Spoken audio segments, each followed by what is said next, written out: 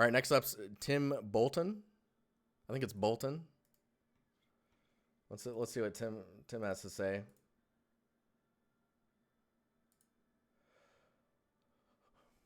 What can I add in or take out of my portfolio content so my portfolio is more suitable for an environment art / prop role? If you think I have a strong enough portfolio for a junior artist position, right? So okay, Valencia, Spain. Looking for opportunities. There's studios in Valencia, isn't there? Either way, so you've got 2 props. So right off of the bat, let's move this over here. Environment artist, looking for opportunities. So it doesn't say environment artist here. I would just put environment artist here. Because if you're looking for opportunities, I guess you could put that in the title as well. But you're automatically in your profile, if you're set for that, you're going to be in the searches that recruiters are seeing. Especially with pro, then you're automatically at the top of the list. There's a UB Barcelona. All right, yeah. Cool. Elite 3D, yep. Vic, thank you. Josiah, thank you. We have some people in the Discord that have been at Elite 3D. So if you want, you can do a shout in the server to see what their thoughts are also. So minus the fact that it doesn't say, I would just say you're an environment artist, and I would just take these 4 and put them over here unless you want to be more of a props artist. This is trash with the dots there. I like it. I like the humor. Let's start over here. So this is a diorama. We've got, is this a diorama as well? Let's see here. Yes, it is. So we've got 2 dioramas. This angle I don't think is needed. Just off the bat. The wood material for these pieces, I would just UV this wood material onto these.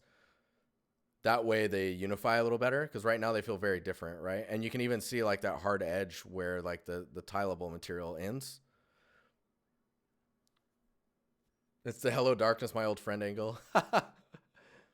I can feel that. The thing with dioramas is the thing that's good and bad about them is that so much gets packed into them, right?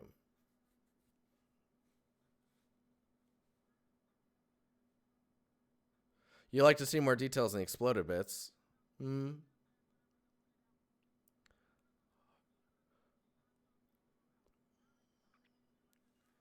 Yeah, I mean, if you're gonna think about it like that, then I would really think about how it's constructed, right? So like this edge here could be thicker, and then I would fracture and break, like add geometry and break this edge up, and then add the wood paneling behind it so that you can see the layers of the wall, right?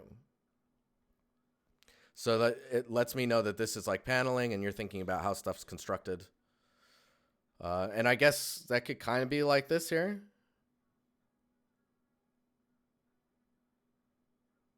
Yeah, Josiah. Yeah.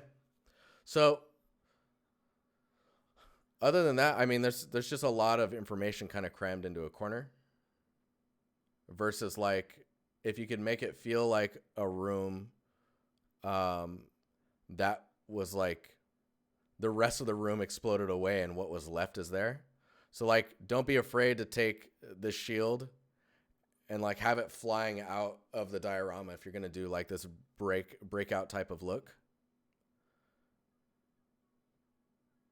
Like imagine the floor like bending and curling and stuff like that, and you've got the tables like sliding off of the edge, and you get so much more dynamic angles and to your assets than just a very like straight, even though these aren't very straight, like kind of averages out to straight lines.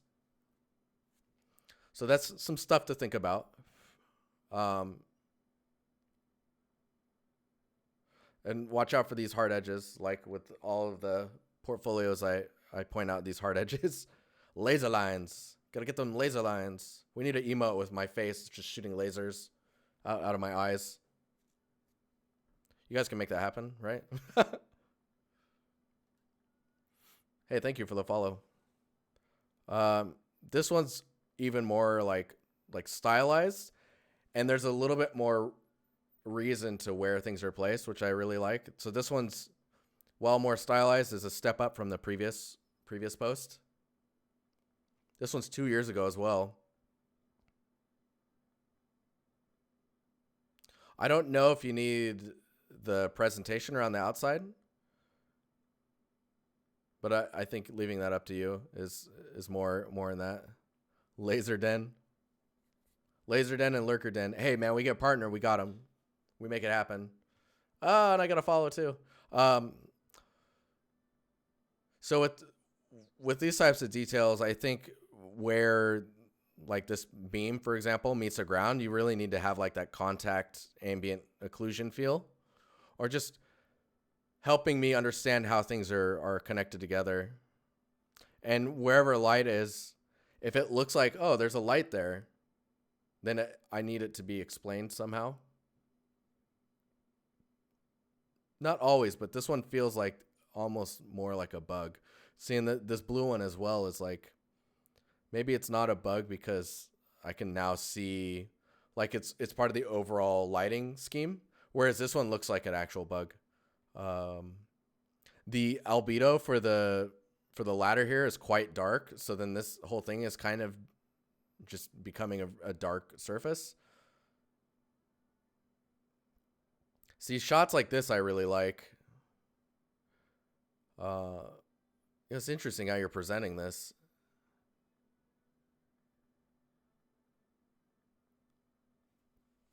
This one's cool. I would be really careful about the little extra noise that you add in the normal, and really kind of reserve that for detail normals, where it's like a tileable normal detail that you can tile higher in order to get the fidelity you're looking for, instead of like relying on a bake to achieve that.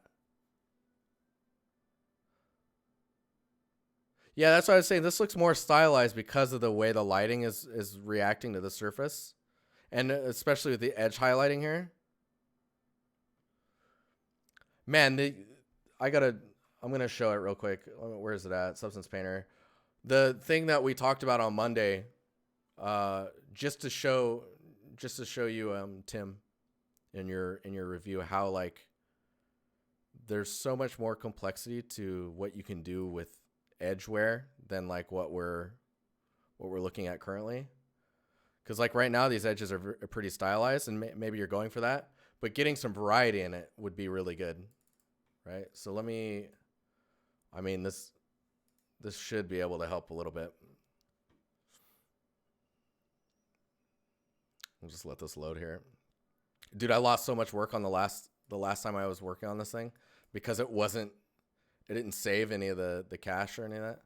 So okay, so if we've got this asset, right? Let's kill everything.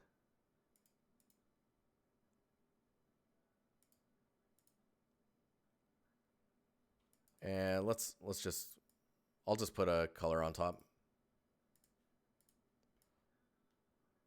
Right, so we got this red. And then we'll put the gradient on behind it. So you can add like add a black mask, or maybe it needs to be white. And then you add a generator. And let's just do mask. And we'll do a mask builder. So if you look at like where these edges kind of occur, this is the thing I didn't realize was here. And come on, brain. Aya showed me from chat, and it blew my mind. So you can do a slope blur on this mask. And you can see it gets kind of crazy, right? But like the complexity that you get out of that, let me just make this, we'll just make this black so you can see it. The complexity you end up getting out of it is crazy. Because like, let's see, if we do max, and I just alt click on this so you can see it. You can do so much with this. And if like that's too much on the edge there, then you just pull the amount back. So you can do a whole bunch more. Kill the contrast and maybe just enough. And you could see like already you get some breakup. That's kind of like the noise that you would get in naturally, like natural chaos, if you want to call it that. But yeah, just keep that in mind when you're working on these edges, that you can do some crazy stuff. And it's just a matter of understanding the tool a little bit more. I mean, I didn't know that until Monday that was even in there. This was cool. But yeah, really think about, like, if you're going for stylized, yeah, PBR stylized. If you're looking for a junior position or getting into the industry, think about like if you want to go realistic or if you want to go stylized, and then really push your portfolio in those directions, right? So like if you want to be like stylized, then you're doing pretty good here, and it's really about like expanding beyond like the basics of curvature maps and like highlighting edges and crevices. And don't be afraid to paint in your masks, because hand authoring your masks for breaking up edges and adding story in your surfaces, do it. If you have to, do it. It's nothing wrong with that. It doesn't have to be all like through generators and whatnot. Now, if you want to go more realistic, we need to start seeing realistic work in your portfolio. And if I look at your bedroom scene, the overall scene is really bright. I would be careful about the wrinkled pattern in the paper being the same. I'd maybe see if you can get like a wrinkled pattern that can tile through Substance Designer, and then just apply it to all of the paper and change the tiling amount based on like how it would look good or bad. Like if the asset's really big, maybe the wrinkles should be smaller or larger.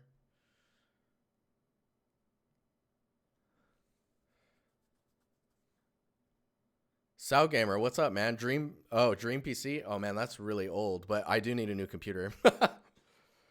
It'll probably be ridiculous. That's the goal. 16 or 32 gigs of RAM. 2080 Super, something like that.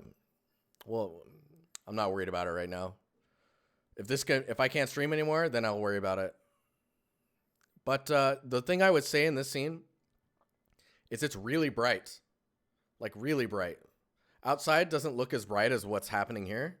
So making sure that the outside looks super bright for 2080 Ti's. Oh, yes, it's fine. Yeah, no, I got money for that. So if it's this bright coming in, the outside needs to look the same. Getting a light ray in there would be important, and it looks like it's kind of there, but it's not strong enough. And then the amount of brightness that you're getting here, for example, is just like really, really bright in here for how much light is actually coming into the space. See, and I see this edge here, which leads me to think that there's a light that you've placed in here somewhere. Just toning that down and letting a lot of the bounce happen naturally through this. And if you need to, putting a light here to crank up that brightness will help. Yeah, because it could be so much more moody. So much more moody. And it would mask a lot of these like sharp edges. But I think that's your first like foray into like going with the more realistic surfaces. There's a color treatment that's happening on the stuff here it's kind of odd. Is everything being affected by some type of post effect?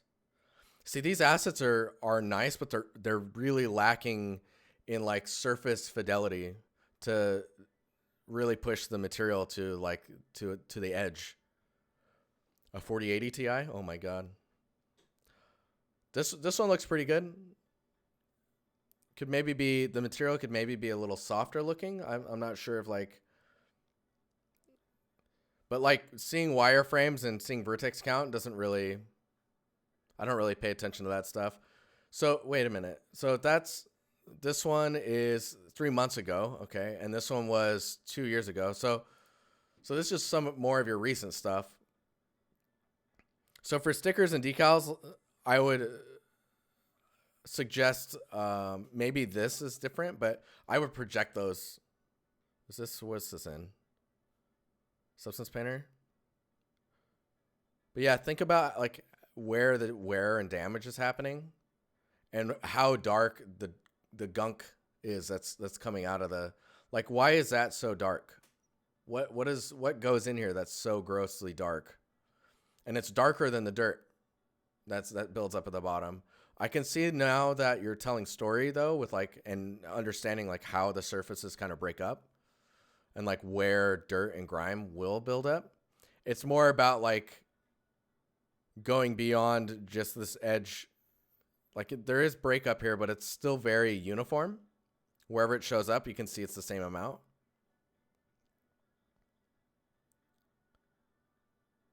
And then really think about what you can do with the roughness to separate all the materials. Like what's metal, what's plastic, what's painted.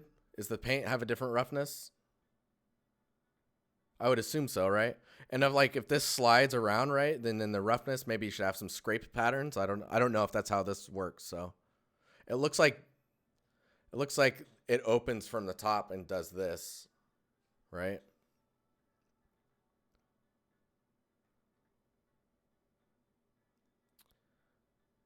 But yeah, this is nice. This kind of gunkiness in here. But like if I go back to this guy, let's just turn all these back on. And I look at like the base color, for example. That is pretty dark. But the idea with how I'm using these are for masks, so the color isn't all that important. I think what I want to show you is the dirt. So well, not even that one. So if I go to the dirt layer, to see like how much storytelling you can do and where it happens. Like if there's dripping, especially like up on this top area. Dude, wait, what? This is so out of date. I am so confused. Who knows, man? Oh, there we go. The plastic layer off. So like telling stories about like if this is closed, where the dripping happens, it happens here, right? If it's open, the dripping happens up here. So you're gonna be having like dual-sided dripping patterns that maybe more often than not are up here, and then less, but also here. So like if you just make sure that you're paying attention to where that type of stuff occurs to explain that type of breakup, then you'll get more like fidelity in the surfaces. And that's really, I think, what you're looking for is kind of that surface breakup. Yeah. What was that? Yeah, see, and then I have like metal coming through on this side. So you have the dirt, paint, and then like stuff that's removing the paint. But yeah, hopefully this has all been really helpful. And let's see. Let me make sure I answered all your questions. If you think you have any stronger profile. Oh yeah, I didn't look at this one because this one actually looked. This one looked pretty good. Again, this one's like suffering from like gradients in lighting, right? You can see it a little bit, but like for example, if you took this image, hang on here.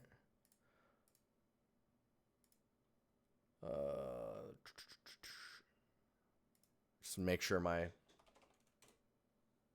Oh yeah, see, this is good. I did this.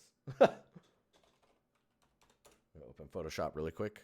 So all I'm doing right now is opening Photoshop, making sure nothing pops up that's work related. And then we're going to do a quick little lighting pass in Photoshop, and then we'll get on to the next portfolio. We got 3 more to go.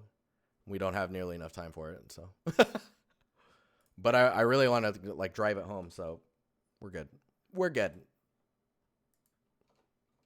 I just want to copy this image and paste it.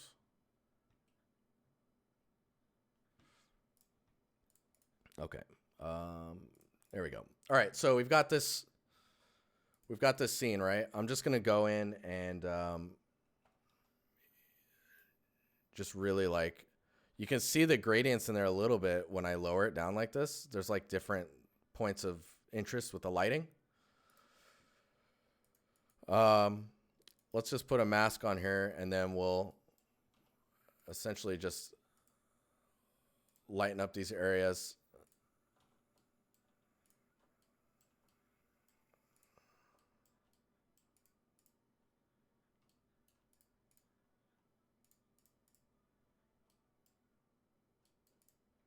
And you can see how this area is brighter here. Like you would probably, that'd probably be darker actually,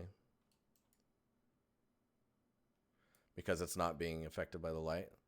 So, I mean, it's really simple, but just getting those gradients in your lighting is super important because it'll really like kind of push the fidelity a little bit. Ah, Muck, nice. Work related.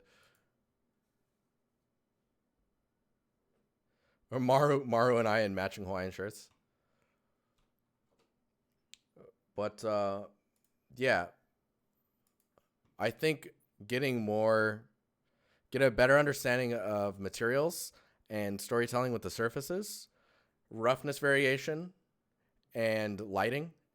With another scene, you're probably going to be pretty good. I think the biggest problem right now is, so that's 3 months old, and then this is 2 years old, right? So now your portfolio is in a position where like a lot of the stuff shows that you're capable of doing it, but it was years ago.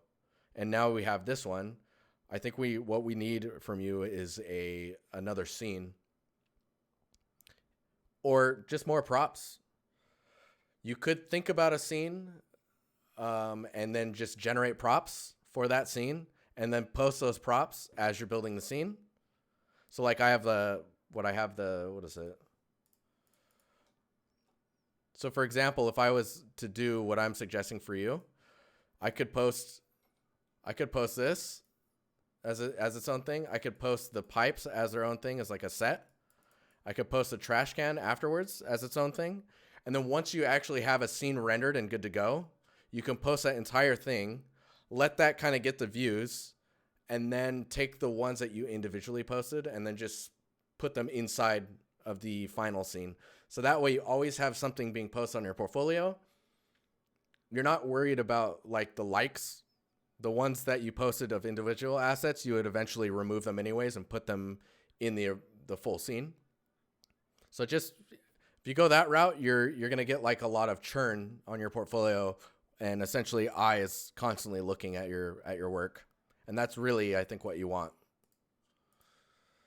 So I look forward to seeing new stuff from you, and hopefully this portfolio review was useful.